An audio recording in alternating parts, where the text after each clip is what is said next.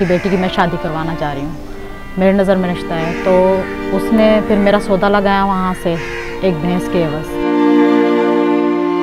बेटी के एवज़ में भैंस ले रहा था वो। जैसे मेरा सौदा हुआ वैसे मेरी बच्ची का भी हो रहा था। लेकिन यहाँ पे फ़र्क इतना था कि वहाँ पे मेरे अब्बू ने मुझे बचाया, यहाँ फ़र्क ये था कि उसके अब्बू ने उसको बेचा। कुछ देवरों की भी मेरे साथ में थी ज़्यादतियाँ, कुछ गलत उनका नज़रिए, जो उनका नज़र मुझे अच्छी नहीं लग रही थी। फिर उनका ये कहना था कि हमारा अगर भाई दूसरों के साथ गलत है तो आप परवाह ना करें, हम हैं आपके लिए। मुझ पे तनकीद की गई जब मैं माशरे की एक तल्ख हकीकत दिखाने लगा। जी हाँ, जब मैंने इस इदारे में आकर एक खातून से सवाल किया जो कि ये सब कुछ सहती हैं, और वो सवाल ये था कि क्या सब ये सच है कि एक बच्चे को कूड़े में फेंक दिया गया, तो लोगों ने कमेंट किया कि ये सब आप वो बातें बता रहे हैं जो फिल्मी कहानी है। मगर ये सब कुछ फिल्मी कहानियां हैं, तो आज जो कहानी, आज जो दास्तान, आज जो गुर्बत मैं आपको सुनाने वाला हूँ, क्या ये भी फिल्मी कहानी कहेंगे आप?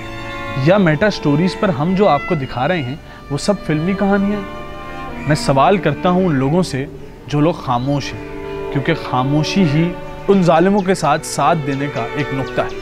आज मेटा स्टोरीज पर हम आपको एक ऐसी स्टोरी बताने वाले हैं कि एक बाप ने आरजू चाहिए, ख्वाहिश की कि मैं अपनी बेटी की शादी तो करा दूं, मगर उसका शौहर मलऊन निकला। मैं ये बात सुनाते वक्त भी कपकपा रहा हूँ, मगर सवाल ये उठता है कि कब तक ये दरिंदे इस माशरे में जन्म लेते रहेंगे, कब तक ये सवाल करते रहेंगे, कब तक ऐसे लोग जन्म लेते रहेंगे जिनको कोई खौफ नहीं, कानून का, ना खुदा का, ना निज़ाम इलाही का। आज मैं आपको एक ऐसी स्टोरी दिखाने वाला हूँ जिसमें दो पीढ़ियाँ तबाह हो रही हैं। अली भाजी, मैं चाहूँगा कि लाजमी तौर पे पहले मेरी बहन की तरफ बात आए। बहन, बताइएगा इसका आगाज़ कैसे हुआ, क्या, कहाँ से, जिसे कहते हैं ना कि इब्तिदा से ज़रा बताइए। जी, सबसे पहले मेरी बचपन में मेरी वालिदा का इंतकाल हो गया था। उसके बाद फिर अब्बू ने कहीं ना कहीं मेरी शादी करवानी थी, तो उसके बाद उसको किसी औरत ने मशवरा दिया कि जो है अपनी जो है बेटी की ना, तो आपकी बेटी की मैं शादी करवाना चाह रही हूँ, मेरी नज़र में रिश्ता है। तो उसने फिर मेरा सौदा लगाया वहाँ से एक भैंस के एवज़, भैंस पर मुझे वहाँ पे दे दिया उसने। अब्बू को जब पता पड़ा, शादी से पहले ही उनको पता पड़ गया था, 2-3 दिन पहले पता पड़ गया था। तो अब्बू को जब पता पड़ा तो वो भैंस अब्बू ने मेरे सामने मेरे दहेज में कर दी। कहा कि मैं अपनी बेटी के ये लूँगा नहीं और ना तुम लोगी, ठीक है, और ये रिश्वत है, ये हराम है हमारी बच्ची के लिए। तो उन्होंने फिर मेरी जो शादी में मुझे दहेज में अपनी भैंस दे दी थी। उसके बाद आस्ता आस्ता सिलसिला चलता रहा। जाहिर सी बात है, जैसे जो बहू और सास में थोड़ा बहुत होती है वो तो चली आ रही थी, लेकिन उसके बाद कुछ देवरों की भी मेरे साथ में थी ज़्यादतियाँ, कुछ गलत उनका नज़रिए, जो उनका नज़र मुझे अच्छी नहीं लग रही थी। जब मेरे शौहर के बारे में मैं उनसे बात करती है, वो मुझे खुद बताया करते थे, सबूत ला के दिया करते थे, देखो तुम्हारी शौहर के कहीं और नाजायज़ ताल्लुकात हैं, ये है वो है। फिर उनका ये कहना था कि हमारा अगर भाई दूसरों के साथ गलत है तो आप परवाह ना करें, हम हैं आपके लिए। उनका ये तक का रवैया था। जब मेरे साथ में ज़्यादा बढ़ता गया सलूक, जब मैंने अपनी सास को बताया तो उनका ये कहना था कि आपने अपनी जो है वो बात मनवाने के लिए हमारे बेटे से, तो आप जब वो उस बात में कामयाब ना हुई तो आपने हमारे बेटे पे इल्ज़ाम लगाया कि ये मेरे साथ में ज़्यादती करना चाहते हैं। उसके बाद आस्ता आस्ता माहौल बिगड़ता चला गया, पर फिर भी मुझे बर्दाश्त थी। अल्लाह ने हौसला दिया था कि बच्चे हैं मेरे, उनको संभालना था मुझे, इसलिए मैंने कभी उस घर से बाहर निकलने का कदम उठाने की सोची ही नहीं। फिर बात आई मेरी बेटी पर। जब मेरी बेटी पर बात आई तो बेटी के एवज़ में भैंस ले रहा था वो। जैसे मेरा सौदा हुआ वैसे मेरी बच्ची का भी हो रहा था। लेकिन यहाँ पे फ़र्क इतना था कि वहाँ पे मेरे अब्बू ने मुझे बचाया, यहाँ फ़र्क ये था कि उसके अब्बू ने उसको बेचा। तो जब मुझे ये पता पड़ा, एक दिन उसने भैंस बेच दी थी, दूसरे दिन मैंने अपनी बच्ची को निकाल के दायरे में आ गई। पर दायरे का भी मुझे पता नहीं था। जब मेरी खाला के पास मैं पहुंची तो मैंने कहा मुझे सेफ़ जगह पे पहुंचाएं जहाँ पे उन लोगों से मैं बच सकूं। लेकिन वो लोग ताकतवर जैसे इंसान होता है, कई उनके वास्ते वाले बहुत ज़्यादा उनकी वो हैवी होती है, तो उस हिसाब से मैं वहाँ नहीं रह सकी, महफूज नहीं थी। फिर वहाँ से खाला ने मुझे सारंगबाणी ट्रस्ट में भेजा। मैं यहाँ आई, 8 महीने मुझे हो गए और अल्हम्दुलिल्लाह मेरा केस भी स्टार्ट है, चल रहा है। जाती हूँ केस पे भी, इंशाल्लाह अल्लाह ताला चाहेगा अगर मेरे साथ होगा तो मैं ज़रूर जीतूँगी इंशाल्लाह। अलीवा जी, 2 किस्से हैं। एक बंदा अपनी बेटी बचाने के लिए भैंस बेच रहा है और एक भैंस बेच रहा है अपनी बेटी को बेचने के लिए। देखिए, इनके वालिद जो हैं वो तो इसलिए बेकसूर हैं कि उनके इल्म में नहीं था ना कि वो खातून क्या चाह रही थी, उन्होंने क्या किया। और फिर जब उनका कुछ बस नहीं चला, बेटी वाले थे, तो उन्होंने अपने आप को एक तरह से इस तकलीफ़ से आज़ाद करने के लिए, तकलीफ़ को कम करने के लिए वो जहेज़ में ही दे दी भैंस, जो सारी जड़ थी। वो जो कहते हैं ना कि औरत की अकल टखनों में है और औरत तो नाक़िस अकल है। जब आप उस औरत को एक जानवर से रिप्लेस कर देते हैं तो फिर तो इन सब चीज़ों का कोई मकसद नहीं रह जाता। फिर तो वो जो पुरानी एक सोच थी वो अपनी जगह सही नज़र आती है कि औरत की हैसियत कोई नहीं। जैसे एक जानवर है, अगर वो गधा है तो हम उसके ऊपर बोझ लादते हैं और उसका काम सिर्फ ये कि बोझ को वो ढोता रहे।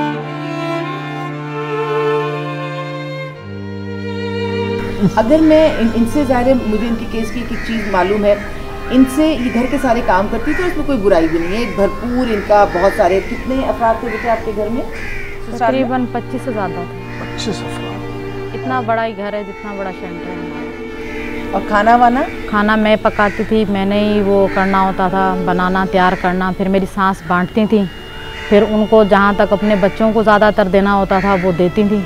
मेरे लिए बचा तो ठीक है, नहीं तो नमक पानी और मिर्चों के साथ गुजारा होता था मेरा। अब एक औरत जो पूरे घर का खाना बनाए और उसके बाद आप उसके लिए उसको खाना ना दें, तो आपको क्या लगता है कि उसकी दिल की क्या कैफियत होगी, उसके दिमाग की क्या कैफियत होगी? फिर आप, वो जो आपकी बहू है, फिर आप उससे अपनी नस्ल को भी पैदा करते हैं, फिर नस्ल परवान चढ़ाते हैं। एक माँ सारा दिन काम करने के बाद जब जुल्म की इस इंतहा पर हो कि वो नमक से, चटनी से या खाली पानी से वो रोटी खा रही है, क्या देगी वो आपको वापसी में? दुआएं देगी। अच्छा चलो, मैं कहती हूँ औरत का बहुत बड़ा दिल है, वो आपके लिए कोई बुरी बात भी नहीं सोचेगी। इंसान है ना, उसके अंदर कितनी ताकत होगी और उसके जज्बात में कितनी सकत बाकी बचेगी।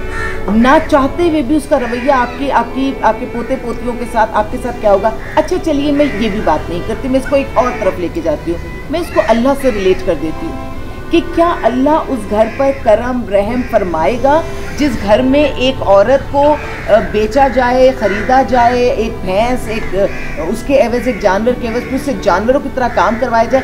हम जब जानवर से भी दूध लेते हैं तो कहते हैं इसको अच्छी खुराक खिलाओ ताकि इसके पास से जो आपको मिलेगा वो आपकी सेहत बनाएगा। आप एक औरत को सुबह से शाम तक आप उसको कोलू के बैल की तरह आप उसको काम लें, खिदमत लें, और आप उसको खुराक क्या, आप उसको ढंग से इज्जत से बिठाकर 2 वक्त की रोटी नहीं खिलाएं तो उसके जिस्म में, उसके दिमाग में क्या बचेगा? वो जो आपके घर को 40 साल लेकर चल सकती है वो शायद 15 साल में थक जाएगी। जो बीमारियां उसको शायद 30 साल के बाद होनी हो वो 10 साल के बाद ही शुरू हो जाएंगी। ये जो मेरे साथ बैठी हैं इनको भी बीमारियां हैं, इनको भी शुगर है, इनको भी ब्लड प्रेशर है, उम्र कुछ भी नहीं है लेकिन ये सारी बीमारियां इनको भी लगी हुई हैं। तो आपके पास एक बहू है, आपके पास एक इंसान आती है, अगर आप उसको बहू नहीं मानते तो इंसान तो मानेंगे। आप उसको अगर एक अच्छा माहौल देंगे तो इतनी खिदमत गुजार आपकी पता नहीं कब तक आपकी खिदमत करती रहे। हर हवाले से, चाहे आप उसको साइंटिफिकली देखिए नुकसान है, अगर आप मजहबी रुझान से देखिए नुकसान है। जब हर तरफ से नुकसान है तो ये कौन सी साइकी है कि औरत को पीसना है, बहू को इज्जत नहीं देनी है, खिदमतें करवानी है। मैं तो उन फैमिलीज़ को भी जानती हूँ। एक मेरी बहुत अच्छी दोस्त है, उन्होंने मुझे अपना ज़ाती एक मुझे किस्सा सुनाया। कहने लगी कि मैं भी घर के सारे काम करती थी और मुझे खाने में सबसे आखिर में मिलता था। सबके पास तो बोटियाँ होती थी, मेरे पास ग्रेवी के साथ बस वो रोटी सूखी हुआ करती थी। और कहने लगी कि एक दफ़ा हमारे खाना खा रहे थे, कोई आ गया मोहल्ले से या ख़ानदान से, कोई ऐसा शख्स जिसको दिखाते थे हम बहू के साथ बहुत अच्छा सलूक करते हैं, ये भी बड़ी मुनाफिकत है। दुनिया को बताना हमने बड़ा खुश रखा है और तन्हाई में वसूल करना। जैसे ही वो खातून आई हैं कहने लगी, अभी वो दाखिल भी नहीं हुई थी कि प्लेट बदल दी गई। मैंने जब यूँ आँख झपक के देखा तो मेरे सामने जो प्लेट थी उसमें तो बोटियाँ ही बोटियाँ थी। जो बराबर में वो नंद की प्लेट थी वो इधर आ गई, इनकी प्लेट उधर चली गई, ताकि दुनिया को ये पता हो कि भाई ये तो बहुत अच्छे से रखती हैं। उस औरत ने क्या किया, उसको पता था कि सिर्फ 5 मिनट की कहानी है, जितनी देर वो यहाँ खड़ी हैं वो अंदर जाएंगी, प्लेट फिर बदल जाएगी। उन्होंने 5 मिनट में जल्दी जल्दी अपनी औलादों को वो गोश्त खिलाया और जितना खुद खा सकती थी खुद खाया। क्या इतना तरसा के। और ये मैं उस घर की बात कर रही हूँ जहाँ ना गोश्त मसला था ना रोटी मसला था, जहाँ लंगर लगते थे गरीबों के लिए। और अपने घर वालों में भी वो जिससे आप अपनी नस्ल परवान चढ़ा रहे हो। आपकी बहू आपके लिए बहुत कीमती है, आपकी बेटी कीमती है, लेकिन वो किसी और की नस्ल परवान चढ़ाती है। आपकी बहू कीमती है क्योंकि वो आपकी नस्ल परवान। बिल्कुल सही बात। तो ये सारी चीज़ें। और एक और चीज़ जो मुझे बहुत हैरत हुई थी, बहुत केसेस बढ़ते जाते, मेरी भी नॉलेज बढ़ती जाती है, मैं देखने वालों को भी इस चीज़ में शामिल करूं कि बेटी को तो जो जानवर के एवज किया, क्योंकि एक तरफ जहेज़ बहुत बड़ी लानत है, लेकिन जहेज़ को भी हम लेकर चलते। जहेज़ बस वही सही है जो आप अपनी खुशी से बेटी की बेसिक नीड के लिए आप उसकी जो ज़रूरत, लेकिन जिस किस्म का जहेज़ हमारे माशरे में वो तो डिमांड और वो चीज़ें तो माँ बाप के लिए अजाब है। लेकिन इन्होंने मुझे एक चीज़ और बताई थी कि एक पेपर इन्होंने देखा था जब इनकी बेटी के बारे में सब हो रहा था, तो उस पेपर पे एक और शर्त भी थी। वो शर्त अगर ये खुद बताएं तो ज़्यादा मुनासिब है। जी वो पेपर में लेके आई थी, वो बाकायदा स्टैम्प पेपर था, उसके अंदर लिखा गया था बाकायदा कि बच्ची जो हम देंगे उसकी जो पहली औलाद बेटी होगी वो मेरा शौहर वापस लेगा। मतलब ये अलग से था, वो अलग से बात थी कि उसने अलग से भैंस लेके बेच दी, ये अलग से था। जब मैंने वो पेपर देखा तो मेरे पैरों तले से ज़मीन निकल गई। मैंने कहा ये तो अभी तो नस्ल हुई नहीं है, ये तो होने से पहले से उसका सौदा अभी से तैयार हो गया है। तो वो मैं पेपर भी यहाँ पे लेके आई हूँ। तो बिल्कुल, एक तो ये भी चीज़ है कि यानी देखिए कि नाना नवासी को अभी तो पहला निकाह नहीं हुआ, बहुत हैरत की बात है, और वो दूसरे निकाह पर हैं, और अभी तो बेटी मौजूद है, तो नवासी की बात हो रही है, और अभी नवासी का कहीं दूर दूर नामो निशान नहीं है।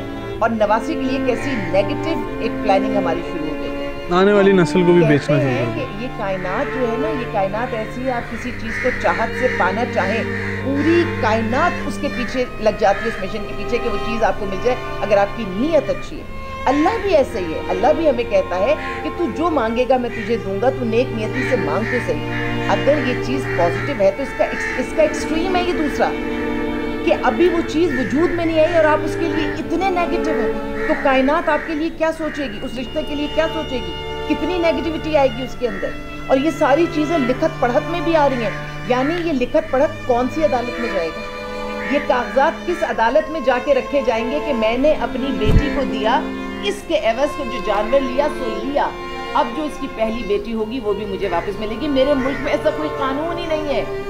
मेरे मुल्क के कानून के मुताबिक औरत मर्द में ये खरीदो फरोख्त नहीं है, ना मर्द बिक सकता है, ना औरत बिक सकती है, ना बच्चा बिक सकता है। तो ये कागजात कहाँ के लिए तैयार किए गए? क्या उस इलाके के लिए, क्या किसी मखसूस जगह के लिए, मखसूस ग्रुप के लिए?